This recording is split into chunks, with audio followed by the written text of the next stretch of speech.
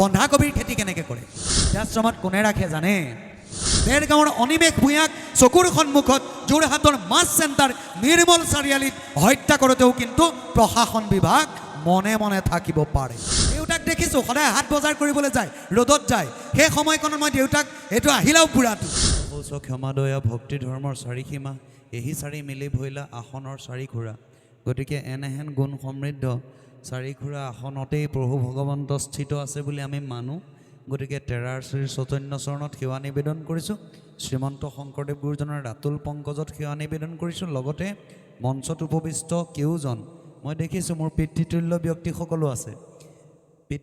ব্যক্তিসকলো আছে আৰু সকলোতকৈ ভাল লগা কথাটো হৈছে বিদ্যালয়ে বিদ্যা লাভ বিদ্যাতে বিনয় বিনয়ে বিভৱ দিয়ে বিভৱে দিয়ে বিষয় বিষয়ে বিক্ৰম দিয়ে বিক্ৰমেহে দিয়ে বিজয় বিজয়ত মহাসুখ যশ বিশ্বময় সাহিত্যিকসকলে কৈ থৈ গৈছিল আমি যে বিজয় হ'ম এদিন বিজয় হ'বলৈ হ'লে এই বিজয়ৰ যি মহাসুখ এই সুখ পাবলৈ হ'লে প্ৰথমতে কিন্তু বিদ্যালয়তে বিদ্যা লাভ কৰিব লাগিব গতিকে তেনেহেন শিক্ষক সমাজকো আমাৰ মাজত দেখিছোঁ লগতে দেখিছোঁ কি মনতে কেতিয়াবা অনুষ্ঠানত গ'লে ভাবোঁ যে সমাজ এখন সুস্থ সুসংগঠিত কৰি ৰাখিবলৈ আমাৰ দেউতাৰ দৰে বয়সৰ আমাৰ ককাৰ দৰে বয়সৰ প্ৰাপ্তবয়স্ক লোকসকলৰ অগ্ৰণী ভূমিকা লাগিব তেতিয়াহে আমাৰ এখন সুস্থ সবল সমাজ হ'ব গতিকে তেনে এখন সমাজৰ চকু কিন্তু এই অনুষ্ঠানভাগিত দেখিছোঁ কেউজন পিতৃতুল্য ব্যক্তিলৈ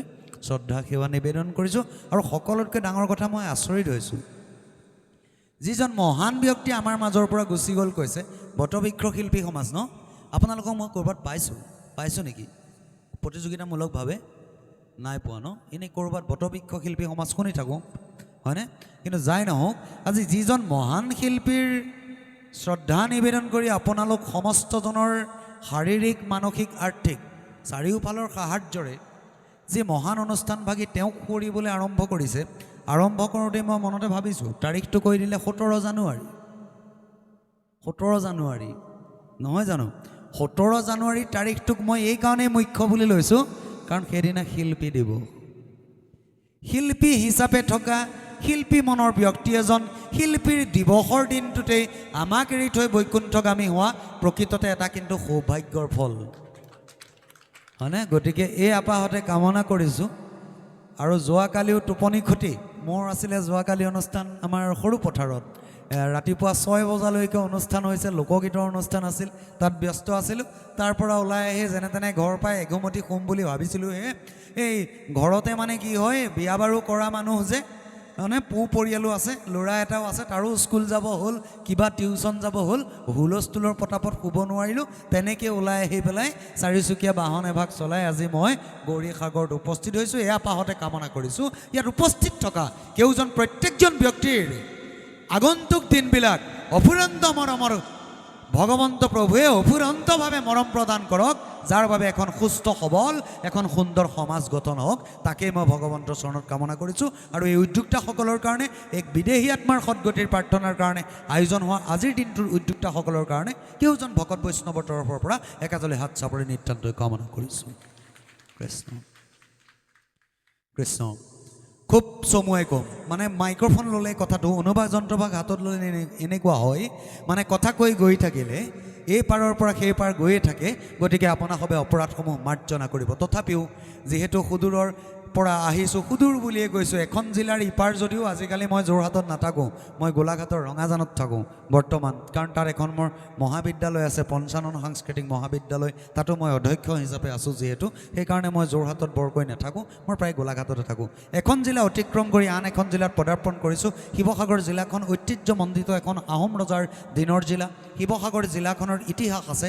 আৰু খুব ভাল পাওঁ মই এই আজি কেইদিনমানৰ আগৰ পৰা প্ৰায় শিৱসাগৰতে আছোঁ নেকি ন এই আমাৰ জয়সাগৰ জলাগাঁও আমাৰ ডিমৌ তাৰপাছত এইফালে মৰাণ কচুমাৰী আমুক তামুক কৰি মই শিৱসাগৰৰ ভিতৰতে এইকেইদিন আছোঁ এই আপাহতে মই আপোনালোকক এষাৰ কথাৰেই কওঁ মই এটা কথাই ক'বলৈ যাওঁ আমি যে ভাওনা কৰোঁ বা অনাগত দিনত ভৱিষ্যতৰ দিনত যিসমূহ ঘটনা দেখি মনত দুখ কৰি আছোঁ তাৰ আলমতে মই মাত্ৰ 3 মিনিটৰ কাৰণে এষাৰ কথা কওঁ সৌ সিদিনা দেখিলোঁ নিজকে যোৰহাটৰ ডেকা ল'ৰা বুলি ক'বলৈ লাজ লগা পৰিৱেশৰ সৃষ্টি হৈছে। নিৰ্মল চাৰিআলিৰ ঘটনা, অজস্ৰ উদণ্ড জনতাই মিলি দেৰগাঁৱৰ অনিমেষ ভূঞাৰ নামৰ ল'ৰা এজনক মৰিয়াই মৰিয়াই নিৰ্মল চাৰিআলিতে হত্যা কৰা হ'ল, য'ত প্ৰশাসন বিভাগো আছিল। খবৰটো পাইছিলেনে? পাইছিলে। তাতকৈও আগৰ এটা কথা কৈছোঁ, কাককচাং চাবলৈ গ'ল আমাৰ কাৰ্বি আংলঙত অভিনীলৰ হত্যাকাণ্ড। কিবা সোপা ধৰা বুলি যে কাৰ্বি আংলঙৰ অজস্ৰ জনতাই বেৰি কৰি মাৰিলে। তাৰ পাছত যদি চাবলৈ যায়, সৌ সিদিনা যোৰহাটৰ ঘটনা, পিতেকে চাকৰি কৰে লণ্ডনত, নিজৰ হেৰিয়ে কৰে, বোৱাৰীয়েকে কৰে কোনোবা আমাৰ ইংলেণ্ডত, তাতে চাকৰি কৰে। নিজৰ মাকজনী যোৰহাটত থকা ঘৰখনৰ এফালৰ কোঠা এটাত ঢুকাই থাকিল, কোনেও গমেই নাপালে। 15-20 দিনমান যোৱাৰ পাছত যেতিয়া গেলা গেলা গোন্ধাইছে, তেতিয়া দেখিছে মাকৰ নৰকংকালটো পৰি আছে।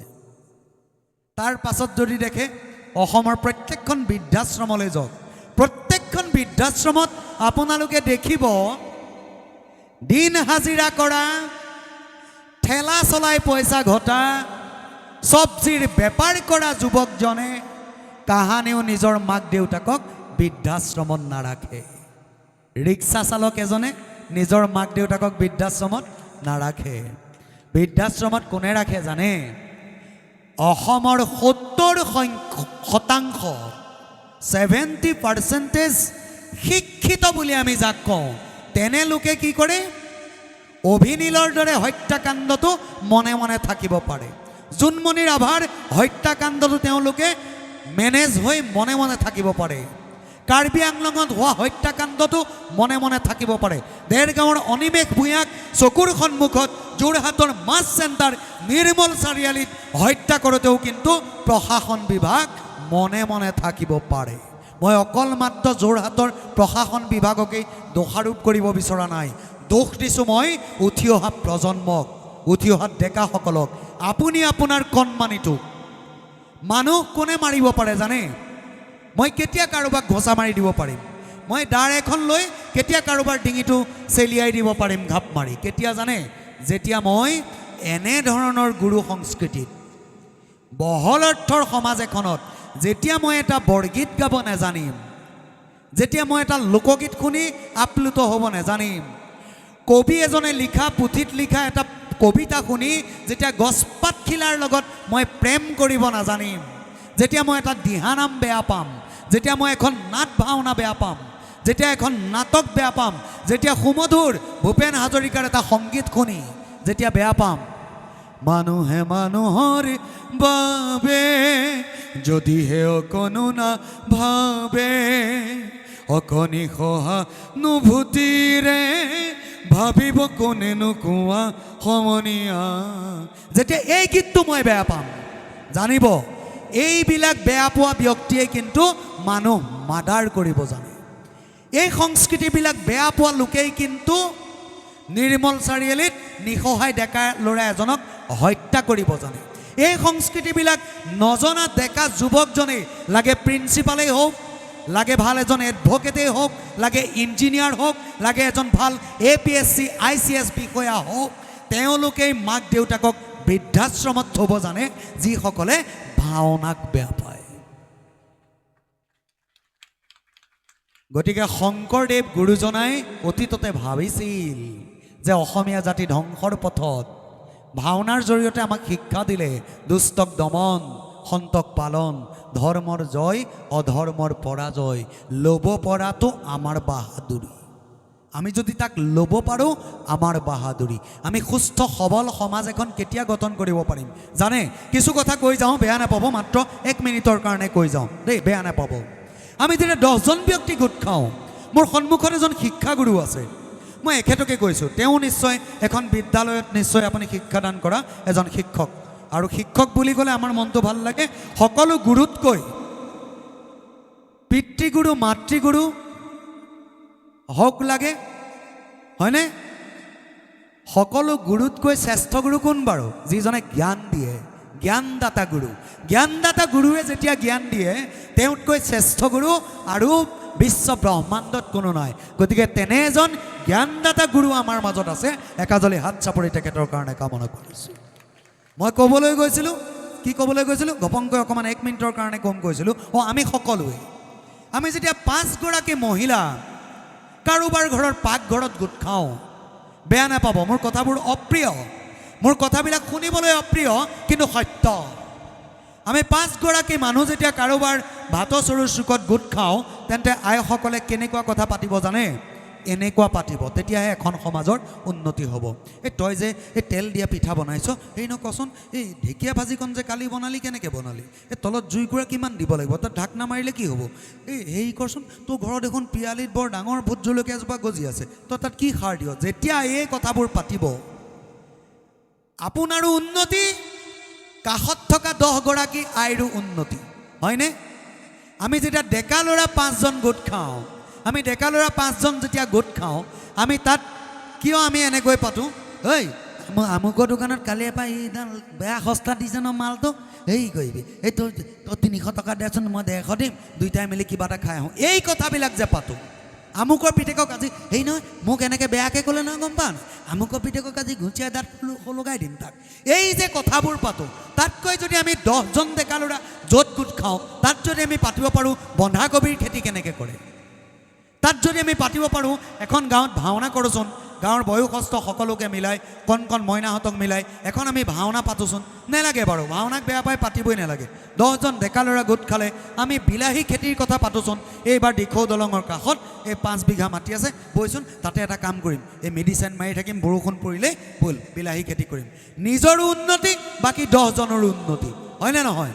আমি কিন্তু তাকে নকৰোঁ। আমি কি কৰোঁ? আমি অকণমান 5জন মিলিলেই ঋণাত্মক চিন্তা ক'ত আছে তাক আলোচনা কৰোঁ। সকলোৱে নকৰোঁ, কিন্তু 70% কৰোঁ ছাৰ, হয়নে? গতিকে আমি যেনে তেনে 5জনেই মিলোঁ, 10জনেই মিলোঁ, সদায় ধনাত্মক কথাবিলাক আলোচনা কৰোঁচোন। যেতিয়া আমি 5জন মিলি, আমি 2জন মিলি সদায় ধনাত্মক চিন্তাত থাকিম, জানিব। মই এটা কথা কওঁ, আঠখেলীয়া ঢেকীয়াখোৱা বৰনামঘৰত গৈ, বা আজি আপোনালোকে কাশীগয়া মথুৰা বৃন্দাবন গৈ, বা আজি পবিত্ৰ ভাদ মাহ বুলিলে আমি চিধাই চাকি এগছ দিবলৈ যাওঁ, আঠখেলীয়া বৰনামঘৰত এখন শৰাই দিম, যাওঁ। ঢেকীয়াখোৱা বৰনামঘৰলৈ যাওঁ, এখন শৰাই দিম, যাওঁ। আমি বৰদোৱা থানলৈ যাওঁ, আমি অগ্নিনাভ বাবা কিবা মন্দিৰ যাওঁ, আমি গৈ কিবা মৃত্যুঞ্জয় মহামন্দিৰ যাওঁ, বত্ৰদোৱা, আমি কাশীগয়া মথুৰা বৃন্দাবন যাওঁ। কিন্তু মই এটা ডাঙৰ কথা কওঁ আপোনালোকক, এই যে নামঘৰ ভাগৰ আপোনালোকে সন্মুখত যে গুৰু আসন ভাগ দেখিছে, এই গুৰু আসন ভাগত থকা ভগৱানজন বৰদোৱাত থকা ভগৱানজনতকৈ 1.5 ফুট চুটি নেকি? 1.5 ফুট চুটি নেকি? অগ্নিনাথ বাবাত থকা ভগৱানজন আপোনালোকে সদায় ফটোত দেখি পেলাই ধূপ এগছ জ্বলোৱা ভগৱানজনতকৈ 3.5 ফুট বেছি ওখ নেকি? ভগৱানেই।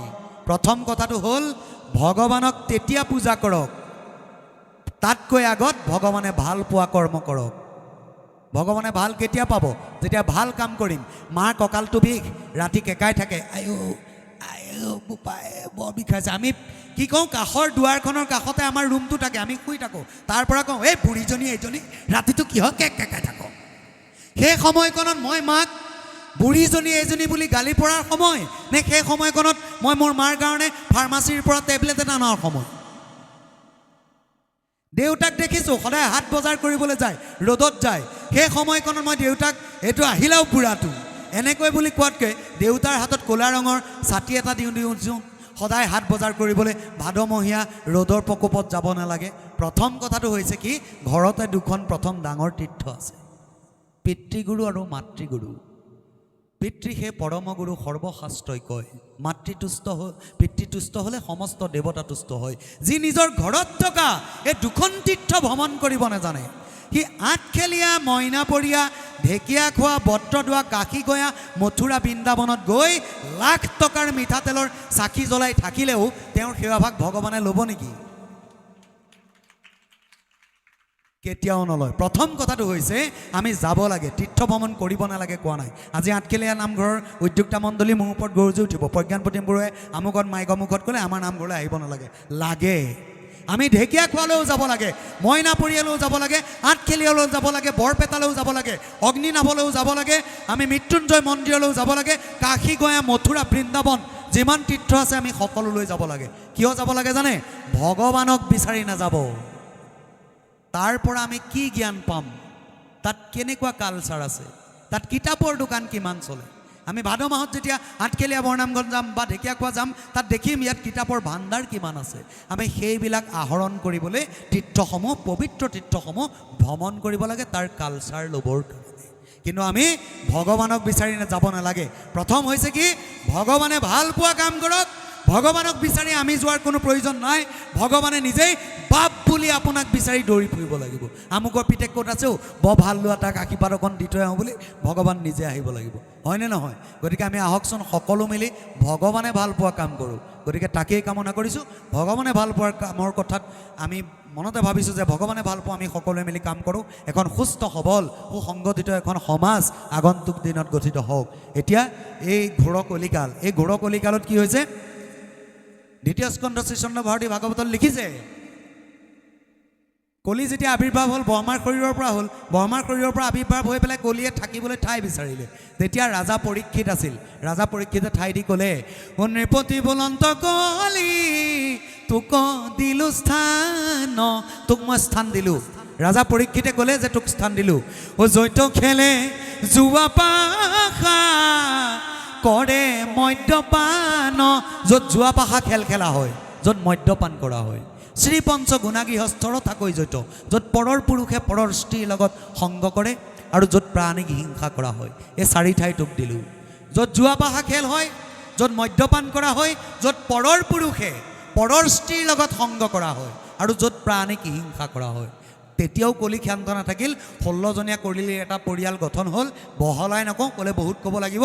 এই 16জনীয়া পৰিয়াল এটা যে কলিৰ গঠন হ'ল, এই গঠন হোৱা পৰিয়ালটো সুবৰ্ণত থাকে, মিঠা মাতত থাকে, এইখিনিতো ভাগৱতে কৈছে। তাৰ উপৰিও ক'ত থাকে জানে? আপোনাৰ মোৰ কলিৰ এই 16জনীয়া পৰিয়ালটোৰ বাসস্থান কৰে ক'ত? আপোনাৰ মোৰ মনটোৰ মাজত। আপোনাৰ মোৰ মনটোৰ মাজলৈ কলিৰ এই 16জনীয়া পৰিয়ালটো আহিবলৈ যদি চান্স নিদিওঁ ছাৰ, এই 16জনীয়া পৰিয়ালটোৱে কেতিয়াও আমাৰ পাশ ল'ব নোৱাৰে। গতিকে মাধৱ পুৰুষে কলিৰ পৰা পৰিত্ৰাণ পোৱাৰ মানসেৰে ঘোষামৃতত এফাকি বাণী লিখিছে। এই বাণী ফাঁকিৰেও এই অধমে আপোনাৰ খবৰ শ্ৰী চৈতন্য চৰণত সেৱা সদাইছোঁ কৃষ্ণ। অ দুষ্ট কলি সৰ্পে সবাকো দংশিল, হৰাইল চেতন জ্ঞান, ইহাৰ ঔষধ উদ্ধাৰ ৰাম নাম, বিনে নাহি নাহি আন ৰাম, বিনে নাহি নাহি আন কৃষ্ণ।